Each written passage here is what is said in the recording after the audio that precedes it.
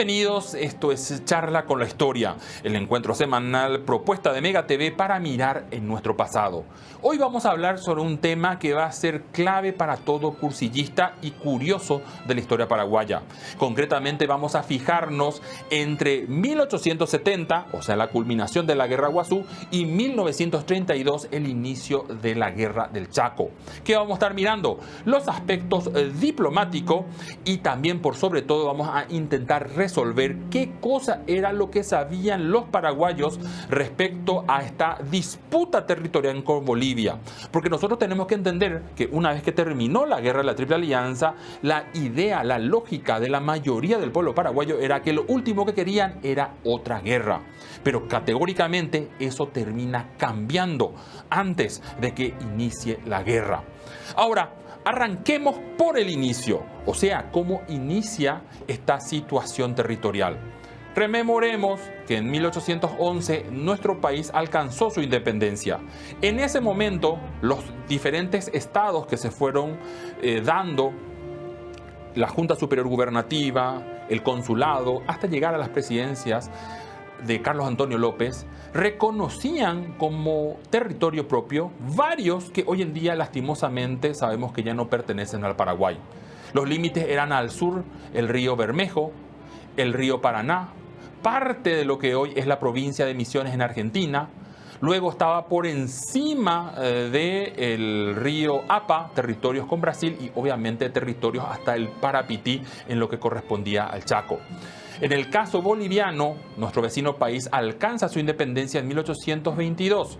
Va a ser de una forma diferente, ya que esta independencia se va a lograr por ayuda por parte de la Argentina, con la misión de San Martín, y también por parte del norte, con la propia conducida por Simón Bolívar. De hecho, el nombre que va a establecer para lo que en general era conocido como el Alto Perú, Bolivia, va a ser en honor al libertador venezolano.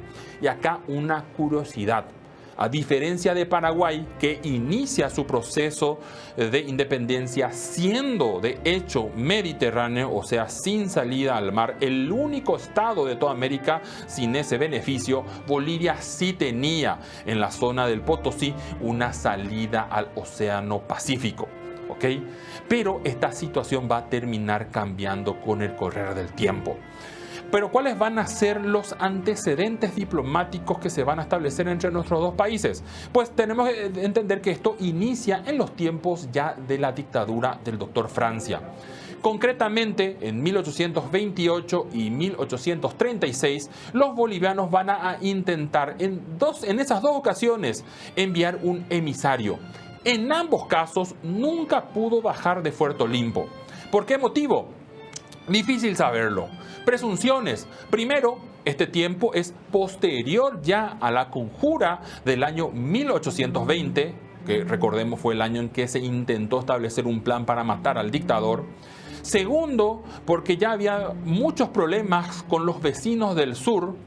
Estamos hablando de bloqueos, de captura de mercaderías que venían al Paraguay y por lo tanto ese bloqueo que nosotros sabemos que se experimentó en tiempos del doctor Francia, producto de la presión del sur principalmente, estaba consolidado con un Paraguay ya cerrado. El único punto de acceso de mercaderías y también de salida de productos del Paraguay era en ese instante Itapúa, no hacia el norte. También hay que decir que los bolivianos sus misivas las conducía, las enviaba a el jefe supremo de la provincia del Paraguay. Paraguay en ese tiempo ya era una república. Y fue este el motivo que el doctor Francia utilizó para decir que rechazaba estos intentos de contacto. Pero al final la historia lleva a que Bolivia y Paraguay tengan relaciones diplomáticas. Estas se van a dar en 1843. El Congreso Extraordinario de 1842 había dispuesto firmar un acta solemne de independencia. Resulta ser que el Paraguay desde 1811 era independiente, pero nunca tuvo un acta de intención que pueda enviar a los países vecinos para que estos le reconocieran la independencia. Carlos Antonio López, gestiona tener ese documento originalmente para remitírselo a Buenos Aires, aunque no tuvo el efecto de que Argentina reconozca nuestra independencia en ese instante. Sí, varios países comenzaron a hacerlo. Bolivia fue uno de los primeros. Así va a reconocerse la independencia mutua entre ambos países y por lo tanto va a haber relaciones con el primer vecino del norte. Luego le va a seguir Brasil y en 1852 por fin la Argentina va a reconocer nuestra independencia. Y acá nosotros tenemos que entender que el Chaco. Esto es un mapa de Sudamérica. El Chaco usualmente está dividido en tres sectores. El primero, por debajo del río Bermejo, es lo que se conoce como el Chaco Austral. Por encima del río Bermejo y hasta el Pilcomayo sería el Chaco Central. Estas dos regiones del Chaco hoy le pertenecen plenamente a Argentina, ¿sí? Por encima del Pilcomayo está el Chaco Boreal. Sobre esta región hay que decir que Argentina pretendía tener la posesión total hasta Bahía Negra. Por su parte, Bolivia planteaba la posesión total del mismo hasta lo que sería Cerrito, aquí al frente de Asunción, y obviamente Paraguay decía que le pertenecía hasta el río Parapití. Una vez que finaliza la guerra de la Triple Alianza, hay que decir que al final la Argentina se queda con todo el Chaco por debajo del Pilcomayo. Un sector entre los ríos Verde y Pilcomayo pasa a un arbitraje internacional que es resuelto a favor del Paraguay y por lo tanto quedaba una cuestión superpuesta de territorio de que nadie sabía a quién pertenecía. Esta era la situación del Chaco. ¿Y qué pasa entonces con Bolivia? Pues hay que decir que llega la guerra de la Triple Alianza, que va a ser el detonante por el cual el Paraguay va a terminar cediendo a las aspiraciones de Brasil y de la Argentina. Pero en 1872 los bolivianos plantean una protesta a estos dos gobiernos, diciendo de que ellos también tienen intereses en el Chaco. Quizás en trabajo conjunto ambos países decidieron no hacerle caso al plenipotenciario boliviano, ¿sí? Se resuelven los límites, al final Brasil termina colaborando con el Paraguay para que Argentina no se quede con todo el Chaco Boreal y por lo tanto se da una suerte de relacionamientos con Bolivia. ¿Para qué? Para definir cómo se iba a establecer esta situación.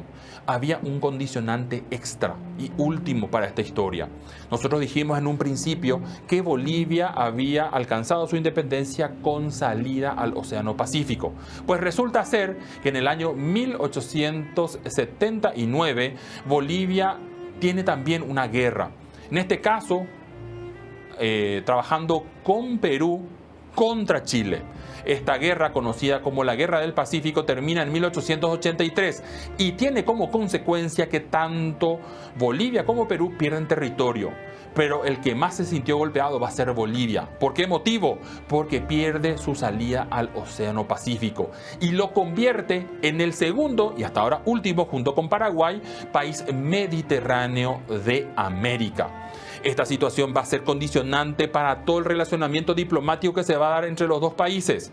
Situación que va a ser gravitante para lo que va a ser la diplomacia entre ambos países en el periodo posterior. Sobre esto vamos a hablar a la vuelta de la pausa.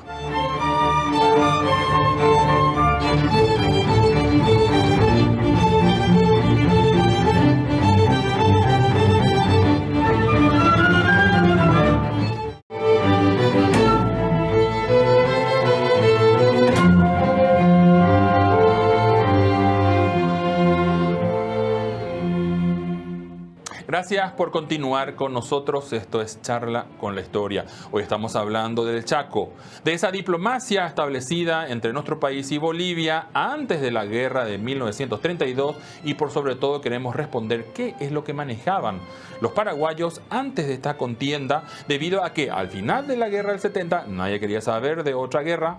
pero al final la mayoría apoyó entrar en cuestiones bélicas por el territorio del Chaco.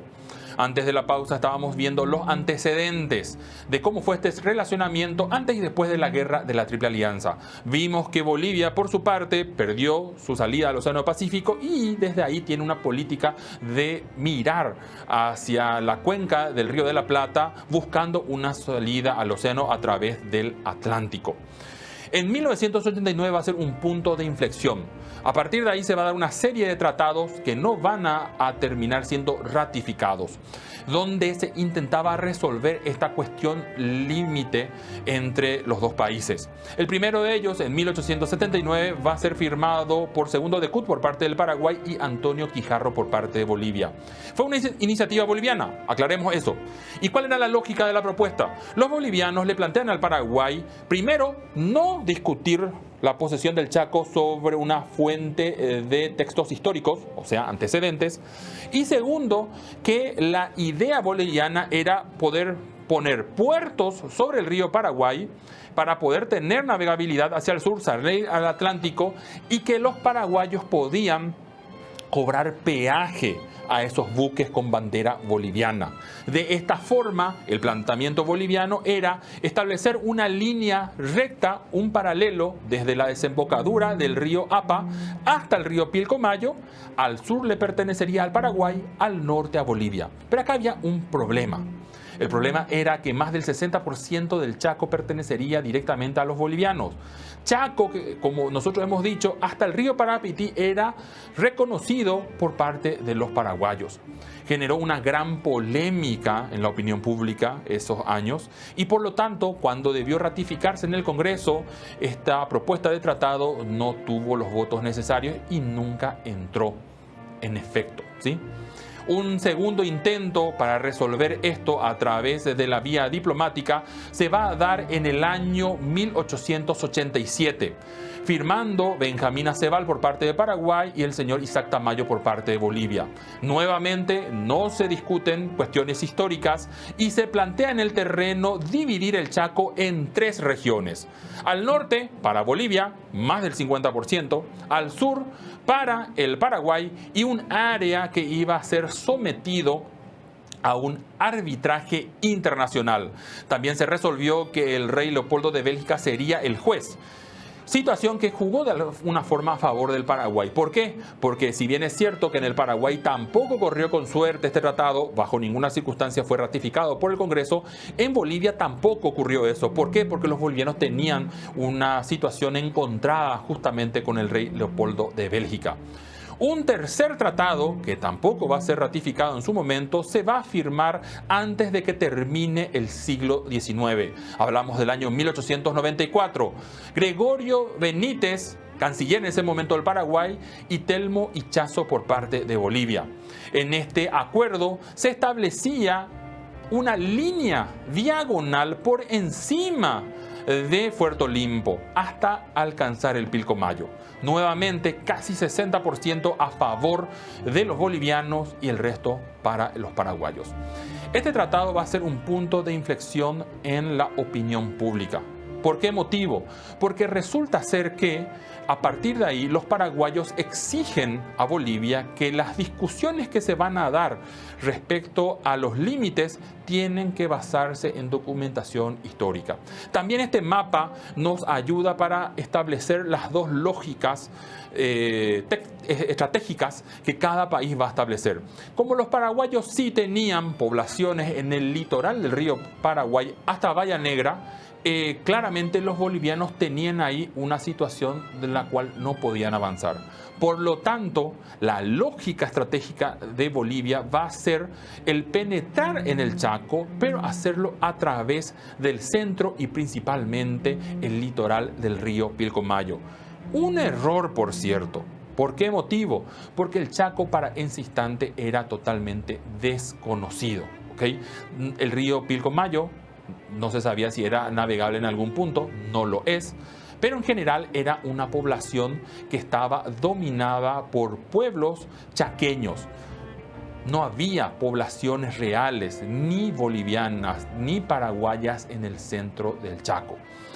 Ahora bien, toda esta situación que no se resolvía a través de la diplomacia lleva a que se dé una suerte de análisis por parte del gobierno, y va a ser así como en 1901 el presidente Emilio Aceval va a ser la primera persona por parte del Estado paraguayo que va a advertir que era realmente posible una guerra con Bolivia. Algunos se lo tomaron como un chiste. De hecho, todas las contiendas que se van a dar al interior del país van a ser cuestiones internas, diferentes golpes derrocando gobiernos, pero nadie miraba la posibilidad de otra guerra internacional.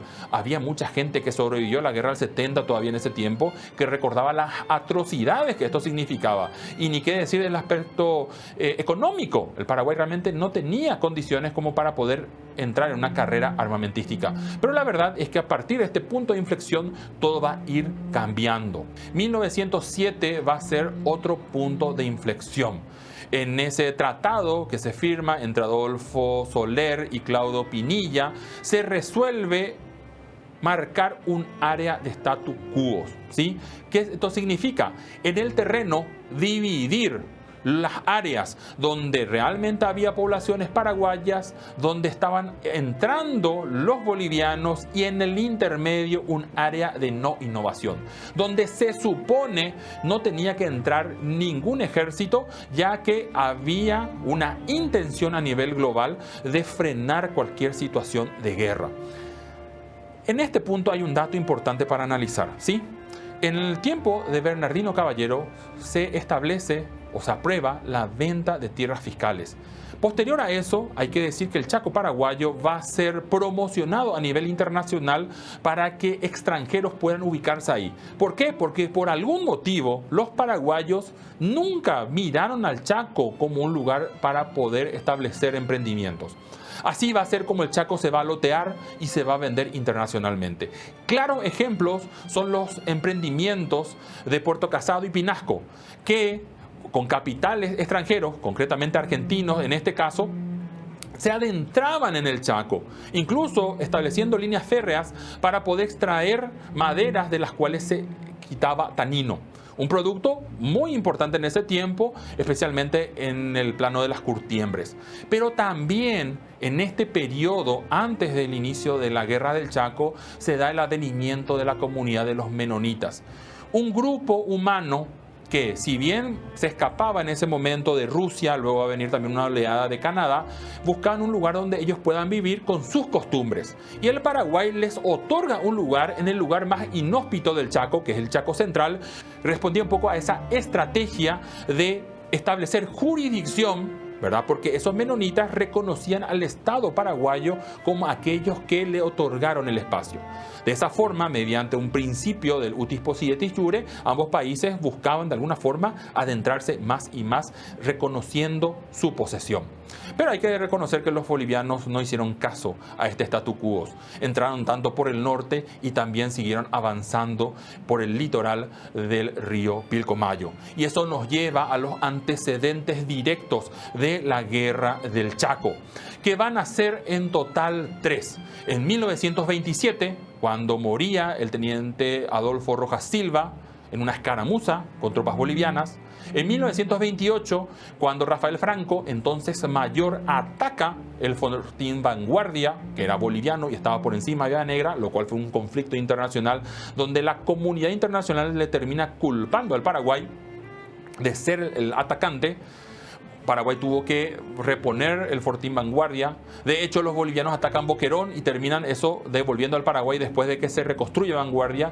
Y también tenemos lo que ocurrió en 1931, que son los conflictos en San Maclay. San Maclay era una región en el Chaco Central donde en agosto y septiembre hubo 2 escaramuzas, había una aguada, y eso termina con saldo de muertes de tropas paraguayas. ¿Cómo se manejó a nivel de gobierno esa situación? Fue lo que generó ese famoso mote de que había una indefensión por parte del gobierno de entonces respecto al Chaco. Y eso nos lleva a la siguiente pregunta. ¿Qué es lo que realmente sabían los paraguayos respecto a ese contexto histórico? Y acá vamos a hacer un repaso algo rápido, ¿sí? Vamos a entender que esto que vamos a relatar ahora son publicaciones principalmente en formato de libro que se editaban tanto en Asunción y en Buenos Aires, que eran las que de alguna forma circulaban con mayor facilidad en el contexto paraguayo. Recordemos también que es una época en la cual todavía existía muchas personas que no sabían leer, que no sabían escribir, pero claramente si estos libros circulaban, ¿verdad?, los maestros, las personas que sí podían acceder a estos materiales, servían de alguna forma como para difundir aquellas cuestiones que se estaban discutiendo. Bien, así tenemos entonces de que estas publicaciones que inician en torno a 1882 van a intentar responder a cuáles son los antecedentes históricos a favor del Paraguay, ¿sí? Así tenemos uno por parte de la Cancillería paraguaya en 1888, tenemos también los derechos del Paraguay de Gregorio Benítez en 1895, recordemos que Gregorio Benítez firma el tercer tratado, él de alguna forma se defiende del por qué realmente firmó un tratado que luego le van a sacar mucho en cara.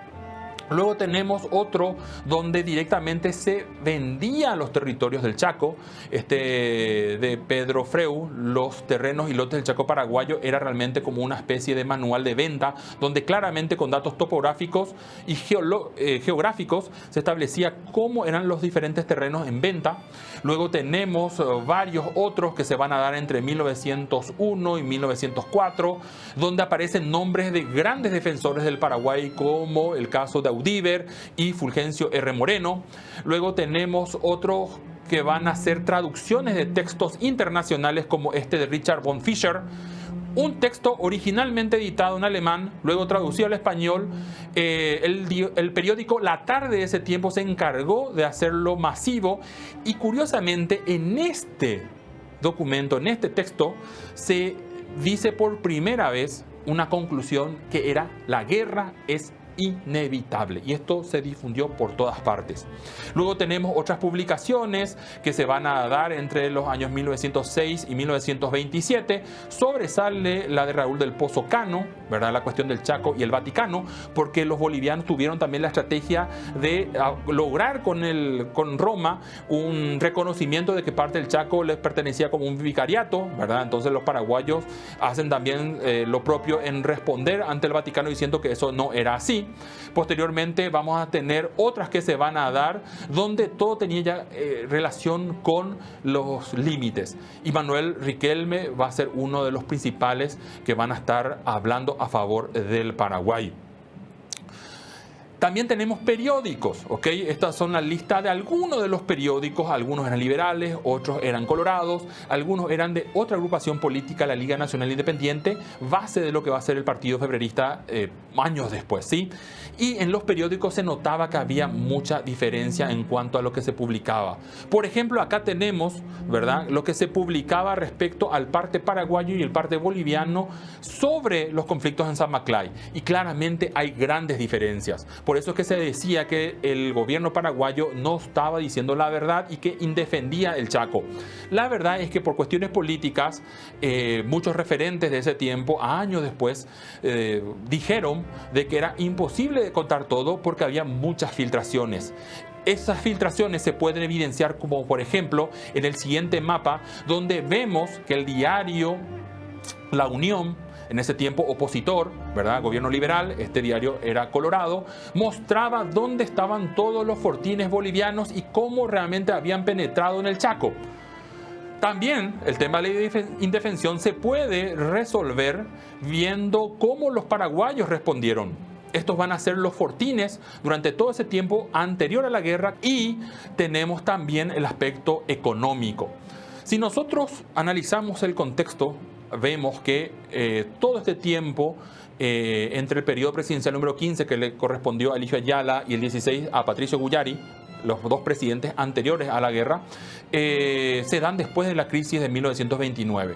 Por lo que el presupuesto general de la nación fue decayendo en esos años, pero si se observa lo que se destinaba al programa de guerra y marina, estamos hablando de un dinero que se mantuvo de alguna forma siempre proporcionalmente estable, de acuerdo al presupuesto general de la nación establecido.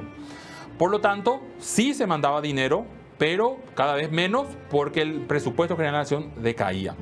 Y así es como llegamos a 1932, o sea, a la Guerra del Chaco. Una guerra para la cual los paraguayos llegaron realmente muy conocedores del contexto histórico y por sobre todo de los derechos que tenían para pelear sobre ese territorio. Ahora, la Guerra del Chaco va a ser todo un tema aparte. Va a tener consecuencias territoriales, económicas y por sobre todo políticas. Pero esa es charla para otro momento. Espero que le haya gustado esta propuesta de hoy de Charla con la Historia. Hasta la próxima semana.